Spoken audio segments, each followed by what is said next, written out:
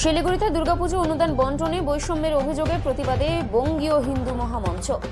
দুর্গাপূজার অনুদান বন্টনে বৈষম্যের অভিযোগ তুলে বুধবার প্রতিবাদে সরব হল বঙ্গীয় হিন্দু মহামঞ্চ।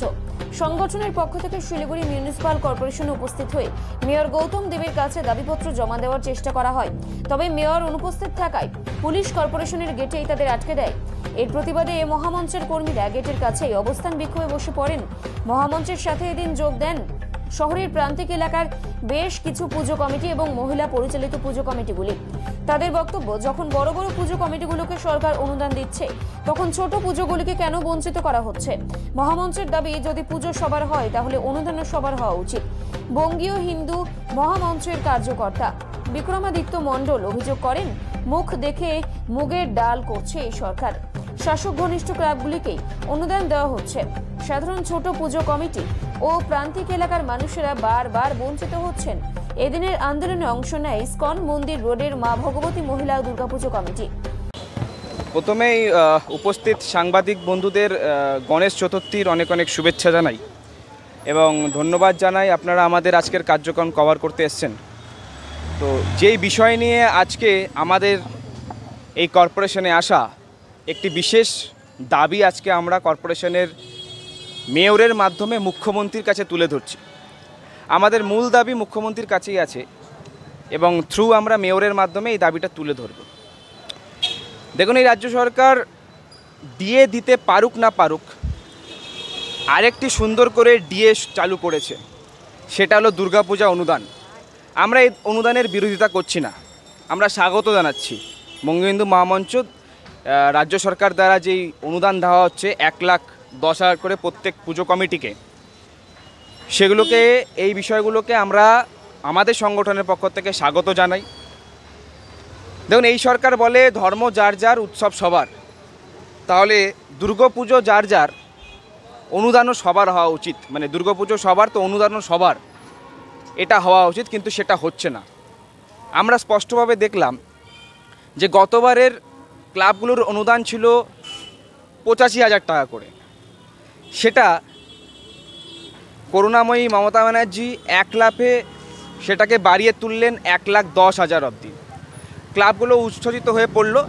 স্বভাবতই একটা ক্লাবের জন্য 1,10,000 টাকা খুবই প্রয়োজন, কিন্তু এই ক্ষেত্রে আমাদের দাবি যে আমরা আশঙ্কিত এবং আমরা একটা স্পষ্ট একটা জায়গায় প্রশ্ন তুলছি যে কোথাও না কোথাও কিছু কিছু ক্লাব, বিশেষ করে মহিলা পরিচালিত পুজোগুলোর প্রতি বঞ্চনা করা হচ্ছে।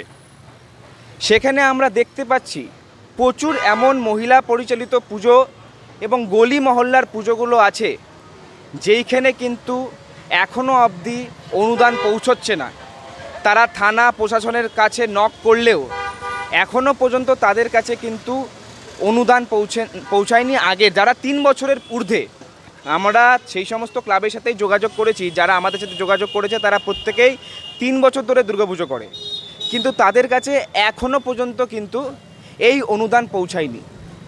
যেইখানে এত কোটি টাকা খরচা হচ্ছে, 40 থেকে 45,000 ক্লাব ধরা হচ্ছে, সেখানে আগের বারে 365 কোটি এবং এইবার 495 কোটি প্রায় খরচা হচ্ছে স্টেট গভর্নমেন্টের পক্ষ থেকে। তাহলে এই ক্লাবগুলো বঞ্চিত হবে কেন? আমাদের প্রশ্ন ওখানেই। তাই আমরা আজকে যে দাবি তুলছি যে দুর্গাপূজা অনুদানে বন্টনে বৈষম্য এবং সংশোধনের আবেদন আমরা মুখ্যমন্ত্রীর কাছে করছি আমাদের মহানাগরিকের মাধ্যমে, যেটার মধ্যে স্পষ্ট বলা আছে যে ছোট বাজেটের পাড়াভিত্তিক যে পুজোগুলো আছে, যারা প্রকৃত অর্থে সামাজিক ভাবে পুজোগুলো করে, নিজেদের ওই লক্ষ্মীর ঘটে জমানো টাকা দিয়ে বছরে একবার ভেঙে সেই পুজোগুলো করছে, সেই সমস্ত প্রান্তিক পুজো কমিটিগুলোর কাছে কি এই টাকা পৌঁছচ্ছে? যাদের মোট বাজেট থাকে 3 থেকে 4 লাখ টাকা, তারা যদি এই 1.5 লাখ টাকা 1,10,000 অনুদান পায়, সুবিধাটা তাদের হবে। যে সমস্ত বড় ক্লাবগুলো আছে তাদের আমরা বিরোধিতা নই, কিন্তু আপনারা দেখবেন যে সমস্ত বড় ক্লাবগুলো আছে তাদের ব্যানার, হোর্ডিং, এই সমস্ত অ্যাড পেয়ে তাদের কিন্তু পুরো বাজেট উঠে আসে। এক একটা ক্লাবের বাজেট 70 লক্ষ থেকে 1 থেকে 2 কোটি অবধি থাকে, শিলিগুড়িতেও আছে। তো সেই সমস্ত ক্লাবের কাছে কিন্তু 1,10,000 খুব একটা বড় বিষয় নয়। বড় বিষয় কাদের কাছে?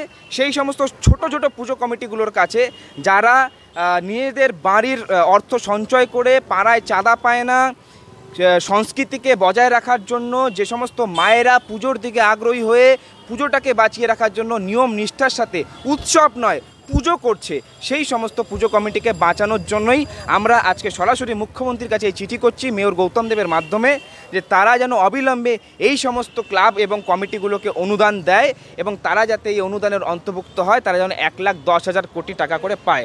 আরেক